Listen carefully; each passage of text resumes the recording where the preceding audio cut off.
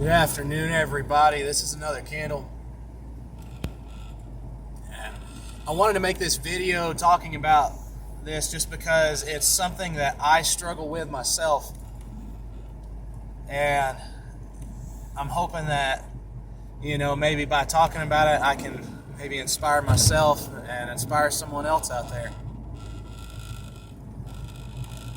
Look at what time we're living in, guys. I mean, if you're a Christian, it's pretty exciting. You have almost every single prophecy that has been prescribed talking about these end days. Almost every single one of them have been fulfilled. There's still a few. There are. But if you're a Christian and you're watching these signs, then you should know, hey, this time is close. I personally, and I could always be wrong. And honestly, in some ways I would want to be wrong, to give more time for more people to come to know Jesus. But at the same time, we can't put a stop to it. If Jesus is going to come, Jesus is going to come. And like I said, look at the signs, man. Look at what's happening in the world nowadays. Whenever Jesus talks about it and the disciples ask him, what sign will you give us to know that it's almost that time? Let me get a sip of my drink right quick. Oh, I've been sick for a couple of days, so my mouth is just super dry taking these antibiotics and stuff. The disciples asked him, what signs would you give us so we could know whenever your return is going to be near? And he said, because I'm just going to say, I can't always remember these verses perfectly, but to the best of my ability. And Jesus says that, there will be signs in the heavens, essentially meaning signs in the sky, in space, And we do have those, we have many of them. Honestly, in my opinion, you could look at the galactic current sheet, which, if you don't know anything about that, please go look up the Suspicious Observers channel and listen to the videos talking about the galactic current sheet, okay? I don't have time to explain it. It's very important, though. In my opinion, that alone, on its own, is one of the major telltale signs that we are almost at the end, because let's just say, for example, that was just what if, and it's so hard for me to say this because I 100% believe it, but what if it's all wrong? What if Jesus isn't coming back? Well, if he's not, we're still doomed, guys. If he's not, especially all of us, then, even Christians, we would be doomed. Guys, our planet probably, and it's not because of us, our planet is probably not going to last longer than 40 years or so. It's going to have to be remade.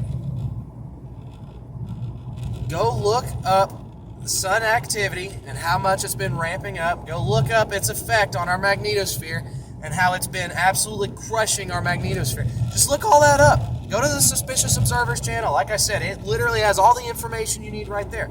That's one. That's just one sign that Jesus said to look for. The other one, he said, there will be wars and rumors of war. Now, I've heard plenty of people say that's always happening. But why is it that, sure, it's been, there's wars have happened for a long amount of time, absolutely. But what about the entire planet? Every single nation, almost every single nation on our planet right now has an issue with somebody and is about ready to go to war over it. Wars and rumors of wars. Now, rumors of wars doesn't exactly mean that, hey, these wars are happening. That's not what that means. It means that there are threats. There are rumors that things are going to happen. It almost sounds like the United States with China. There's rumors that a war may happen soon. Are there any facts? Not that we know of, but there's definitely rumors about it. There's definitely things to look out for. And it's not just that. I mean, almost the entirety of the populace of Earth that's not elite, are doing their best to war against the elite. I mean, the ones that are awake enough to see what's going on. Some people just don't care. That's 2 signs. And then the other one, Jesus says that there will be earthquakes in diverse places. Now, we've had earthquakes, for a long time. I mean, since the beginning of history, there's been earthquakes. But has there been earthquakes all over the place? No, there hasn't. You'd see a major one. Like, I think it was like 2011 or so, there was a real bad earthquake hit Japan. But was there any real bad earthquakes that hit anywhere else at that time? Not that I know of. Now, there could be plenty of minor earthquakes, tremors, and aftershocks that came from that event. But, as far as I remember in the news at that time, there wasn't any stories going on about, oh my gosh, there's earthquakes all over the place. But go look at videos talking about seismic activity. Both Suspicious Observers and BP Earthwatch mention these. And they talk about them. They show you where these are. And the thing is, at this point, yes, it is in diverse places. Just, I think it was 2 days ago, or maybe just a day ago. I think it was 2 days ago. There was a massive earthquake over in Turkey. I believe there's over 5,000 people confirmed dead. That's a lot. Guys, that is a lot of people dying from one earthquake. And then not just that, but I'm pretty sure I think it was late yesterday, there was a large earthquake. I can't remember what the size on the Richter scale was, but there was a large earthquake that happened in Buffalo, New York. Now that seems pretty diverse. You went from one continent to the next. And by the way, guys, all these signs are wrapped together. It's not like they're all individual pieces that you're going to see. They're all wrapped together. The activity from our star pushing on our planet's magnetosphere causes the core of our planet to heat up, which causes earthquakes. It causes volcanoes. That pressure has to go somewhere. So we can already see that those two are connected. Now also, wars and rumors of wars. The elite, I can almost guarantee you, for one, know about the Bible and know what's happening. And for two, they probably know about the sun and what's happening there and what it's doing to our planet.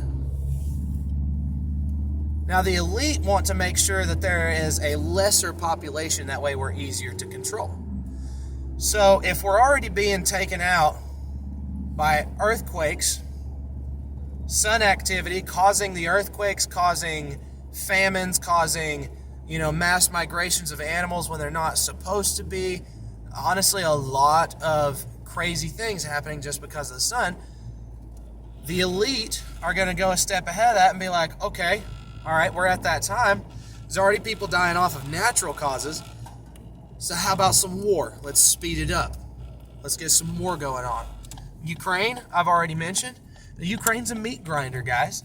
Nothing that goes in there is going to survive. Russia is going to destroy it. And it's because that is their role in prophecy. As Russ. If you know about the prophecies, I believe it is in Isaiah chapter 47. I think. Go look it up. I can't exactly remember off the top of my head. But I know for a fact that it's in Isaiah. And it talks about the Prince of Rust. It talks about how there'll be a hook put in his nose and he'll be drugged down and essentially be defeated before Israel. And you might think, well, they're at war with Russia, or not Russia, but they're at war with Ukraine right now, and they're about to be at war with NATO. What does that have to do with Israel? Well, Israel just launched a strike at, I want to say like Pakistan. You guys you should know what I'm talking about. There was 2 missiles fired towards Israel, and then Israel essentially sent out an airstrike to take out the defended positions and the places where the platforms that they're launching these missile from, and then they ended up sending in some ground forces. I think they sent in like 3 battalions or something like that to go take out insurgents, and they ended up killing 2 Palestinian civilians. Who is Russia allied with? Palestine. That's the hook in the nose, guys. That's what's going to drag Russia down towards Israel. I'm not saying it's happening right in this moment, but I could personally, at least I think, I could say it's probably going to happen within the next 5 years. It's probably going to be sooner than that. But that's all my speculation. Judge that based on your own thoughts, based off of what you've learned. But that's my speculation. So guys, that is 3 of those signs that Jesus talked about, all wrapped up together. They're all happening at the same time. And Jesus says, these will mark the beginning of birth pains. And essentially that means that when you see these things, look up. Your redemption draws near. Now, why is that important as to what my message is about today? Because in general, that's not particularly my message. That's just a little icing on the cake for you. That's a little extra. The main point of my message is, guys, we're believers. We're seeing this stuff going on, and what are we doing about it? Now, there's nothing that we're supposed to do against our governments and, we're not supposed to be going to try to fight in wars and stuff. That's not what I'm saying. What are we doing to try to ensure that people know about this? What are we doing to try to ensure that there's going to be more people taken up in the rapture than there might be right this moment? I know me personally, I do these videos and stuff, and my problem is I hate to say this, but it is my problem. It's something I have issues with. I have trouble talking about issues about God with people who are non-believers unless the subject is brought up. Now, maybe it's just because I'm not meant to, unless the subject is brought up. That way it's actual fertile soil to plant the seed in. But guys, I want to shake that seed back across everybody. I want everybody to get a little bit of it and have the possibility of having that seed watered by the Holy Spirit and them come to know Jesus. Because guys, that should be our mission. Bring as many in as we can with us. Satan's trying to bring and take out as many as he can with him. Why shouldn't we be doing that? Except for Jesus. Take as many of the people that we can with us during the rapture.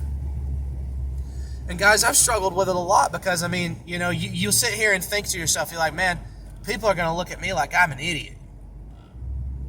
But I have to remind myself that even whenever I'm not talking about these things, a lot of people, and this is not me bragging, it's not that, but a lot of people say I'm a very intelligent person. And I can appreciate that, but all thanks to God. That's God. That's not me. God gave me the knowledge because I looked for it, because I asked Him for it. That's why I have it. That's the only reason why I have it, is because of God. It's not me. It's not my effort. Now, if somebody's going to sit here and say that I'm an intelligent guy, I should take that cue and run with it. I should be like, okay, well, if you think I'm intelligent already, then why don't I start going in and telling you about Jesus? Because if I am an intelligent guy, there's got to be some kind of merit to what I'm telling you about Jesus, about the signs of the times. There should be. But like I said, many times I'm afraid. I'm scared that these people are going to think that I'm an idiot, or that, oh, well, you're just one of those religious freaks,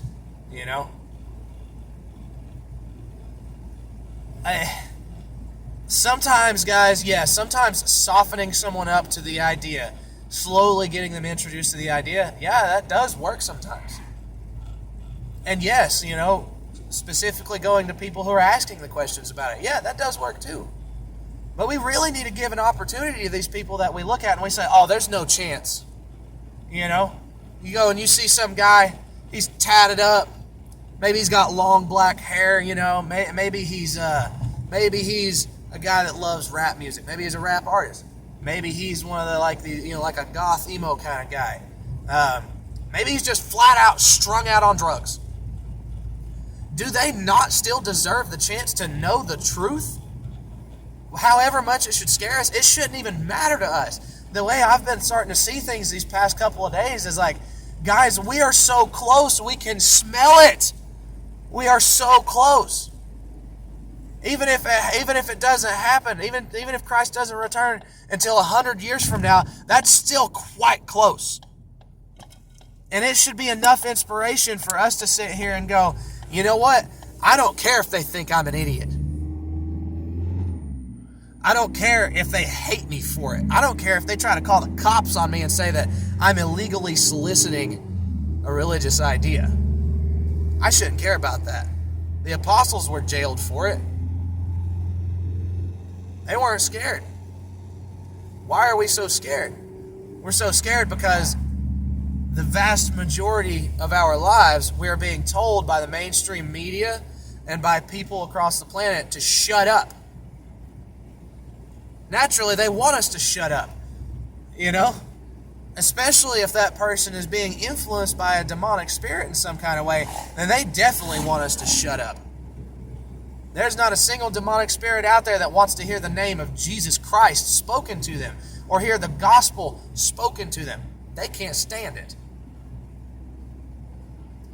So the importance of my message here, I'm going to try to not go on too long. I already got 16 minutes. The importance of my message here is, guys, we got to pull our big boy drawers on. If you're a guy, man up. If you're a woman, woman up. Be real. You need to let Christ shine through you. And I need to do this too. I'm not just telling you, oh, you. No, this is me too, guys. I'm speaking to every single one of us. I mean, I don't care if you've been trying to witness to people for 30 years of your life and you're tired. And you're just like, wow, I'm just so tired of having to argue with people. So what? Jesus never got tired of it. Yeah, his earthly ministry might have only been 3.5 years, but Paul's earthly ministry was for the majority of his life. After he got saved, it was the rest of his lifespan until he died. Did he ever get tired of it? No. Paul got to the point he couldn't even write his own letters. And he still wanted to share the gospel. So I don't care how tired you are. I don't care how scared you are. I don't care how tired or scared I am. We've got to start hammering down on this. What are we going to say before Christ if we go up there and he sit here and he goes, hey guys, look, you had this opportunity, you had this opportunity, you had all these people in your lives. Why didn't you share me? Why didn't you share the truth of my salvation? Did you think they're not worthy of it? Did you think it's only you and your family? Guys, I don't want that to be me. I don't want to be going to heaven and have Jesus sitting there asking me, why didn't you tell them? And as far as how I've lived of my life up to this point in time, I probably do have a few, probably more than a few, that I could have shared God's word with. Even if they didn't accept it, you don't know. 10 years down the road, they might turn around and remember the things that you told them and be like, you know what, they were right. But if you never tell them, they don't have that opportunity. Guys, I'm sorry that I'm ranting here. Like I said, in a lot of ways, this is a rant to myself. And I'll probably go back and watch this video a few times so I can listen to myself basically telling me, hey, get it together. Get something done. Talk to somebody. Go out and witness. We should have bravery and courage in Jesus Christ to go out and speak the truth of the gospel. Don't be afraid. Don't cower. That message is worth spreading. Well, listen, like I said, I'm not going to let this go on for too long. I hope you guys have a great day. If this is something that you struggle with, just post it on down there in the comments. I'll pray for you. I know for a fact my mom will be praying for you because she watches probably every one of my videos. Just something to think about, guys. Like I said, I hope y'all have a blessed day. I'm on my way to work. If you're on your way to work, maybe try to think of some way that you can mention Jesus to somebody. Even the tiniest little seed. It might make the difference. I hope y'all have a blessed day. Be safe.